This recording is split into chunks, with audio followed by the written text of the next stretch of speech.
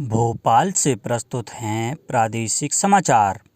नमस्कार, समाचारों के साथ मैं जितेंद्र रघुवंशी। पहले मुख्य समाचार। मुख्यमंत्री श्री शिवराज सिंह चौहान ने कहा है कि हितग्राही मूलक योजनाओं का लाभ वास्तविक पात्र हितग्राहियों को दिलाना सुशासन का मूल ध्येय। भू अधिकार पुस्तिका अब ऑनलाइन प्राप्त होगी। लोक स्वास्थ्य यांत्रिकी राज्य मंत्री श्री बृजेंद्र सिंह यादव ने अशोकनगर कलेक्ट्रेट परिसर से प्रधानमंत्री फसल बीमा योजना के 3 रथों को हरी झंडी दिखाकर किया रवाना। और कोविड टीकाकरण महाअभियान में बुधवार 1 दिसंबर की शाम 8 बजे तक 15,79,432 व्यक्तियों को वैक्सीन लगाई गई। अब समाचार विस्तार से। मुख्यमंत्री श्री शिवराज सिंह चौहान ने कहा है कि सुशासन का मुख्य ध्येय भारत सरकार एवं शासन के विभिन्न विभागों द्वारा संचालित योजनाओं और कार्यक्रमों का पूरा लाभ उसके वास्तविक रूप से पात्र हितग्राही तक समय सीमा में पहुंचाना है। राज्य सरकार जन कल्याण और स्वराज के लिए प्रतिबद्ध है। इसी उद्देश्य की पूर्ति के लिए 15 नवंबर 2021 से प्रारंभ आपकी सरकार आपके साथ विशेष अभियान 15 जनवरी 2022 तक चलेगा। अभियान के जरिए शासन की समस्त हितग्राही मूलक योजनाओं का लाभ पात्र हितग्राहियों को प्रदान करना सुनिश्चित किया जाएगा। मुख्यमंत्री श्री चौहान ने कहा कि अभियान में यह सुनिश्चित किया जाएगा कि एक भी पात्र हितग्राही शासकीय योजना के लाभ से वंचित न रह जाए। मुख्यमंत्री श्री चौहान खुद शासन स्तर पर भी इसकी समीक्षा नियमित रूप से करेंगे। आपकी सरकार आपके साथ अभियान में हर जिले में ग्रामीण क्षेत्रों में ग्राम पंचायत वार और नगरीय क्षेत्रों में वार्डवार शिविरों का आयोजन कर सभी पात्र हितग्राहियों के आवेदन प्राप्त किए जाएंगे। शिविर में ही आवेदनों का तत्काल निराकरण कर योजनाओं का लाभ देना सुनिश्चित किया जाएगा। पशुपालन एवं डेयरी विभाग मंत्री श्री प्रेम सिंह पटेल ने विभागीय अधिकारियों को बर्ड फ्लू की रोकथाम के लिए सभी तैयारियां चाक चौबंद रखने और कहीं से भी पक्षियों की मृत्यु की सूचना प्राप्त होने पर तुरंत कार्रवाई करने के निर्देश दिए हैं। श्री पटेल ने कहा कि सीमावर्ती जिलों के विभागीय अधिकारी विशेष सतर्कता बरतें। मंत्री श्री पटेल ने कहा कि केंद्र शासन की एवियन इन्फ्लुएंजा एक्शन प्लान 2021 की वेबसाइट www.dahd.nic.in पर उपलब्ध गाइडलाइन के अनुसार कार्रवाई करें। मंत्री श्री पटेल ने बताया कि आकस्मिकता से निपटने के लिए प्रदेश के सभी जिलों में कलेक्टर्स की अध्यक्षता में पशुपालन, वन, स्वास्थ्य और अन्य समन्वयक विभागों के साथ तैयारी और रोकथाम से संबंधित बैठकें की जा रही हैं।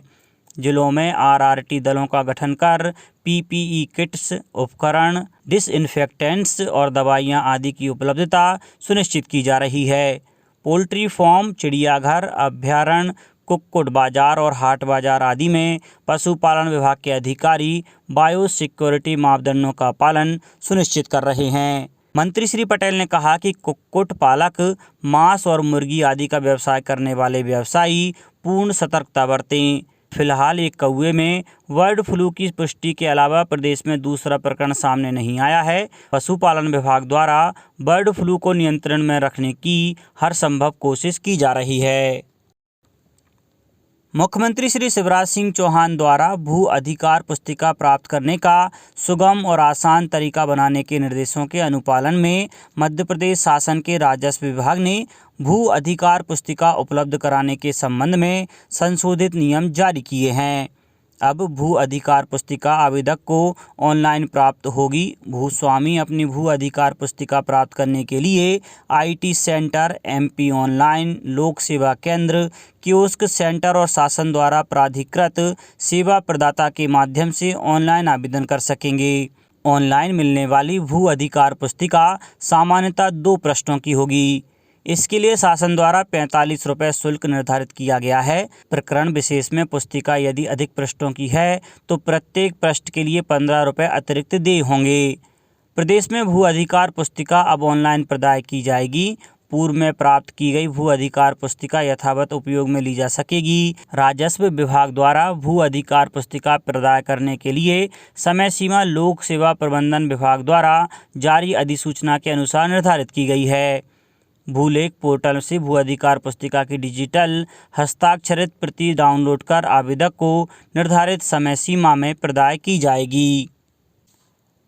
अपर मुख्य निर्वाचन पदाधिकारी मध्य प्रदेश श्री राजेश कुमार कौल ने बताया कि भारत निर्वाचन आयोग द्वारा मध्य प्रदेश में फोटो निर्वाचक नामावली के विशेष संक्षिप्त पुनरीक्षण कार्य में दावे आपत्तियां दाखिल करने की अवधि 5 दिसंबर 2021 तक बढ़ाई गई है।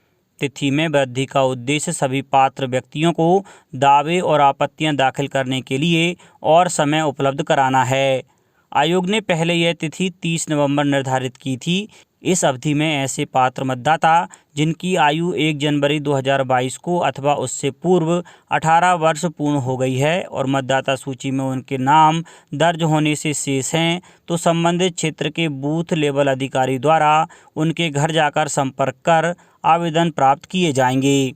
1 जनवरी 2022 को 18 वर्ष पूर्ण कर चुके नागरिक अपना नाम मतदाता सूची में जोड़ने के लिए पात्र होंगे। इसके लिए उन्हें बूथ लेवल अधिकारी BLO से संपर्क करना चाहिए। मतदाता सूची में नाम शामिल करवाने के लिए वोटर हेल्पलाइन ऐप डाउनलोड कर मोबाइल के माध्यम से भी अपना नाम जोड़ा जा सकता है।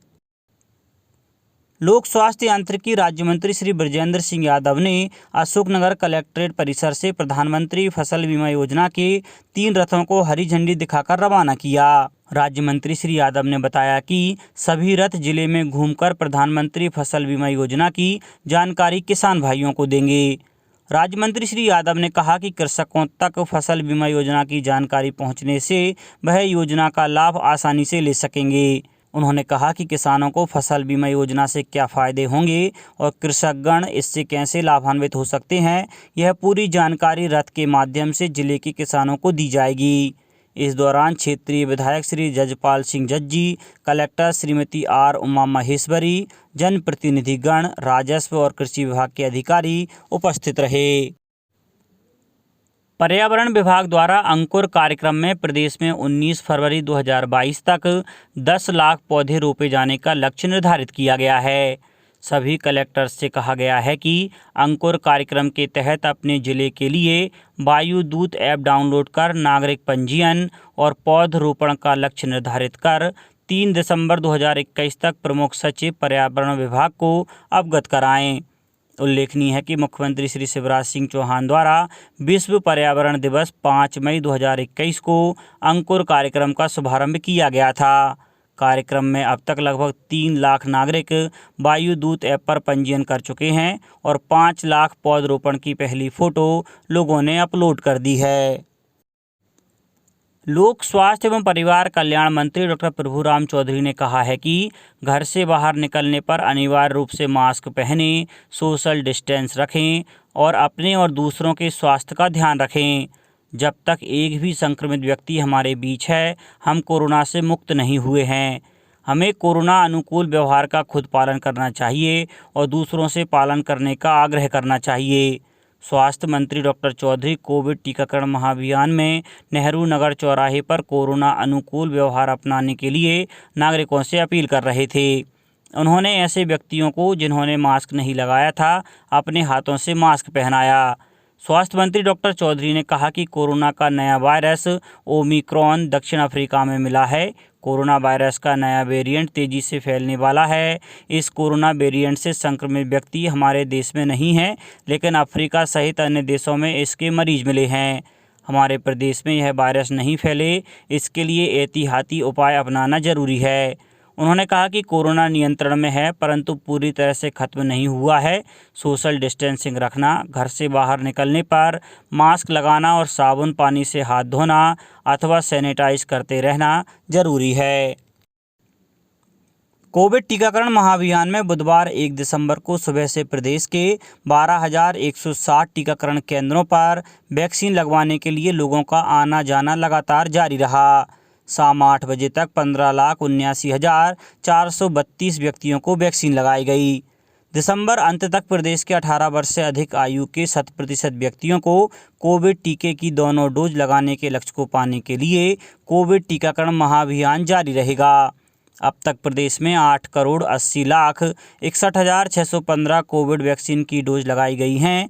इनमें 5,12,16,211 पहली डोज और 3,68,45,404 दूसरी डोज हैं। अंत में मुख्य समाचार एक बार फिर। मुख्यमंत्री श्री शिवराज सिंह चौहान ने कहा है कि हितग्राही मूलक योजनाओं का लाभ वास्तविक पात्र हितग्राहियों को दिलाना सुशासन का मूल ध्येय। भू अधिकार पुस्तिका अब ऑनलाइन प्राप्त होगी। लोक स्वास्थ्य यांत्रिकी राज्य मंत्री श्री बृजेंद्र सिंह यादव ने अशोकनगर कलेक्ट्रेट परिसर से प्रधानमंत्री फसल बीमा योजना के 3 रथों को हरी झंडी दिखाकर किया रवाना। और कोविड टीकाकरण महाअभियान में बुधवार 1 दिसंबर की शाम 8 बजे तक 15,79,432 व्यक्तियों को वैक्सीन लगाई गई। इस बुलेटिन में इतना ही। घर पर रहिए, सुरक्षित रहिए और सुनते रहिए प्रादेशिक समाचार। नमस्कार।